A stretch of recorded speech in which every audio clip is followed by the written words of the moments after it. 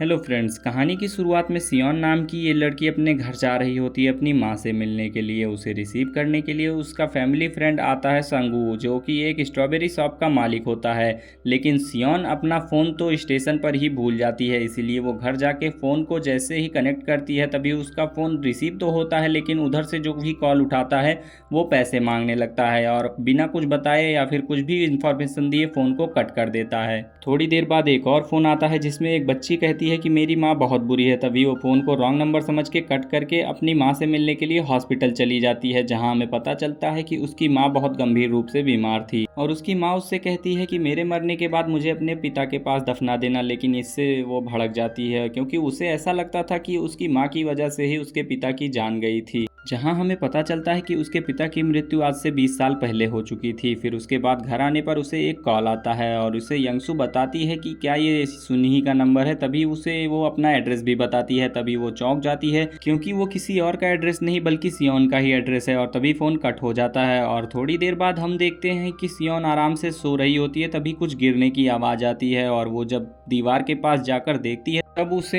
एक फ़ोटो मिलती है और जिसे टांगने के लिए जब वो दीवार पे छेद करती है तभी उसे पता चलता है कि दीवार के पार भी एक जगह है। और जैसे ही वो देखती है अंदर में एक बहुत बड़ा बेसमेंट होता है और अंदर पे जाने पे उसे एक डायरी मिलती है जो कि यंगसू की थी और उसमें हमें पता चलता है कि उसमें एक डेट लिखी थी जो कि उसके पिता के मरने के एक दिन पहले की थी। तभी वो अपने फैमिली फ्रेंड से जाके मिलती है और पता करती है कि वो यंगसू नाम की किसी लड़की को जानते हैं या नहीं। तभी वो उसे बताता है कि यंगसू नाम की लड़की सालों पहले वहाँ पर रहती थी अपनी माँ के साथ। रास्ते में उसे वही शॉप मिलती है जहाँ पर यंगसू फ़ोन कर रही थी और अब हम जानेंगे कि यंगसू का फ़ोन आखिर सियोन के पास क्यों कनेक्ट होता है। फिलहाल आप इतना समझिए कि यहाँ से दो टाइमलाइन शुरू होने वाली है, एक यंगसू की जो कि 1999 में थी और एक सियोन की जो कि 2019 में थी। फिर उसी रात यंगसू का फिर से फ़ोन आता है और वो उससे मदद मांग रही होती है क्योंकि पास्ट में उसकी माँ उसे आज जलाने वाली थी और तभी उसका फ़ोन कट हो जाता है। और सुबह फिर से जब यंगसू का फ़ोन आता है तब उसे सियोन बताती है कि तुम्हें विश्वास नहीं होगा पर मैं 2019 से बात कर रही हूँ। और वो यंगसू से कहती है कि अगर तुम्हें मुझ पे विश्वास नहीं है तो तुम टीवी में देख लेना, आज रात को एक प्लेन क्रैश होने वाला है, जिससे यंगसू भी थोड़ा सा घबरा जाती है। यहाँ पर हमें पता चलता है कि यंगसू की माँ उसे घर खाली करने की बात बताती है और हमें पता चलता है कि यंगसू कभी कभी पागल सी हो जाती है क्योंकि उसने काफ़ी टाइम पागल खाने में भी बिताया है।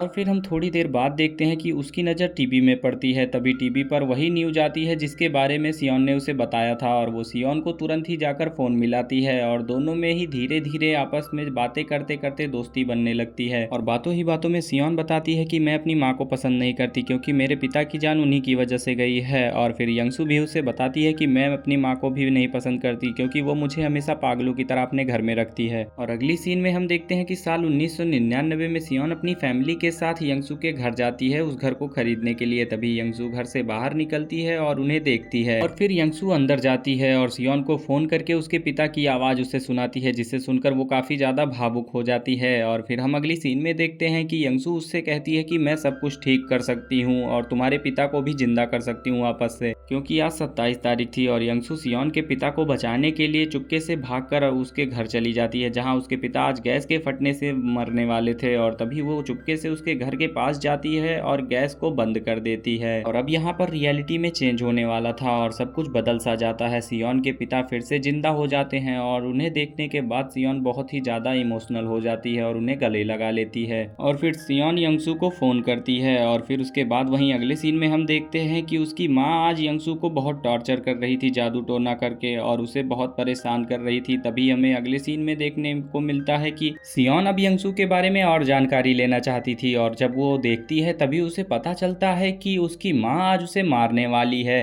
और ऐसा देखकर वो बिल्कुल हैरान हो जाती है और फिर वो यंगसू के फ़ोन का इंतजार करती है और जैसे ही यंगसू का फ़ोन आता है तभी वो उसे बताती है कि आज तुम्हारी माँ तुम्हारा मर्डर करने वाली है। ये सब सुन के यंगसू एकदम से हैरान हो जाती है और इधर हम देखते हैं कि उसकी माँ खंजर को तैयार करके उसे मारने के लिए आगे बढ़ रही होती है। और वो तलवार को जैसे ही उसके ऊपर भोंकने की कोशिश करती है तभी उसे यहाँ पर सिर्फ एक टेडी बियर मिलता है, क्योंकि यंगसू तो वहाँ से हट चुकी थी।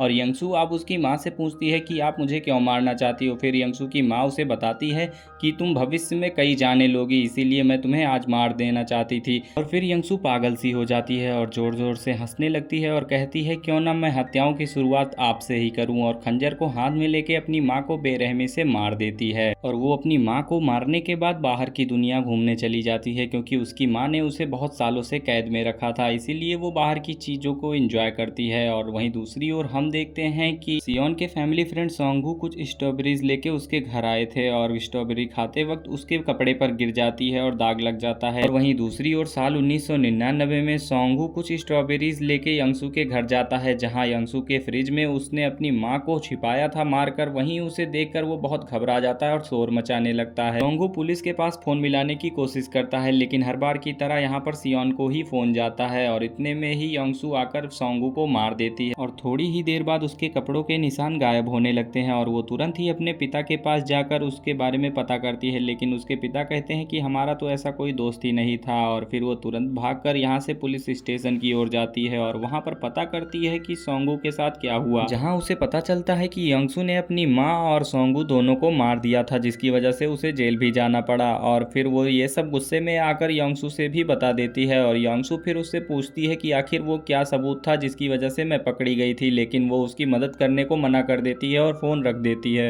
यंगसू ये सोचती है कि इसने उसके पिता की जान बचाई थी, फिर भी वो इसकी मदद नहीं करती और बहुत गुस्से में आ जाती है। और अगली ही सुबह हम देखते हैं सियोन अपने पिता के साथ यंगसू के घर पहुंचती है, क्योंकि आज सियोन की माँ को जमीन के सिलसिले में रजिस्ट्रार ऑफिस जाना था, लेकिन वो वहाँ पर नहीं पहुँचती। फिर यंगसू अपना दिमाग चलाती है और उन दोनों को अंदर बुला लेती है। और वहीं दूसरी ओर हम देखते हैं कि सियोन अपने पिता के साथ आज ड्राइविंग सीख रही थी। इस तरफ सियोन के पिता को यंगसू उसके सामने ही जान से मार देती है, जिसकी वजह से हम देखते हैं कि सियोन के सामने ही उसके पिता धीरे धीरे गायब होने लगते हैं और ये समझ जाती है कि ऐसा क्यों हो रहा है। और वो सीधे वहां से निकल के अपने घर पहुंचती है, जहां पर सब कुछ बिखरा हुआ और जला हुआ था।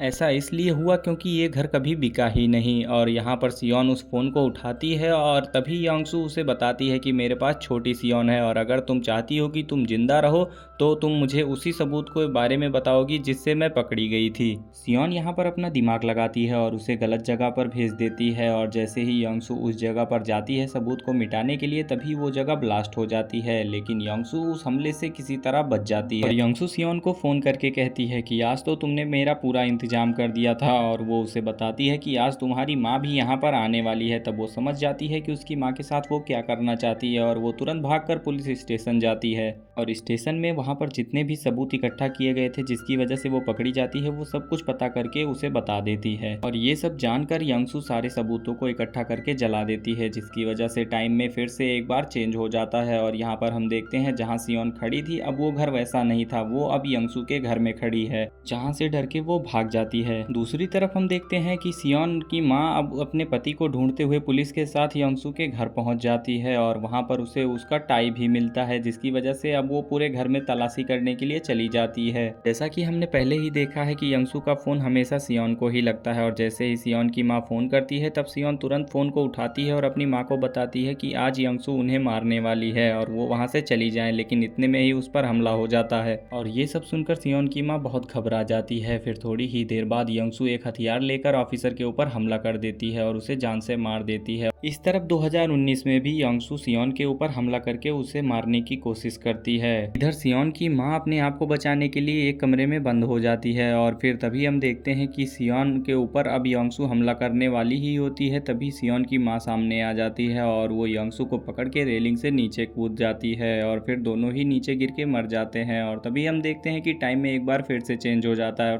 फिर सियोन अपनी माँ को ढूंढते हुए हॉस्पिटल की ओर भागती है, लेकिन वहाँ पर उसे कुछ भी पता नहीं चलता, तो वो सीधे वहाँ पर जाती है जहाँ पर उसके पिता की कब्र थी। और वो जैसे ही वहाँ पर पहुँचती है तभी पीछे से एक आवाज़ आती है। ये आवाज़ किसी और की नहीं बल्कि सियोन की माँ की ही होती है और सियोन की माँ उससे कहती है कि तुम्हारा फ़ोन स्विच ऑफ क्यों आ रहा है। और तभी वो अपनी माँ के पास जाती है और उनके शरीर पर लगे जख्मों को देखती है और वो समझ जाती है कि उस फाइट में इनकी माँ ने सर्वाइव कर लिया था। पर कहानी को यहीं पर नहीं ख़त्म किया गया। सियोन अपने माँ के साथ साथ जाती है, लेकिन दूसरी सीन में हमें दिखाया जाता है कि यंगसू अभी भी जिंदा है। और थोड़ी देर बाद हम देखते हैं कि सियोन की माँ धीरे धीरे गायब होने लगती है। और पार्ट 2 के लिए सब्सक्राइब कीजिए हमारे चैनल को और बने रहिए हमारे साथ नेक्स्ट वीडियो के लिए।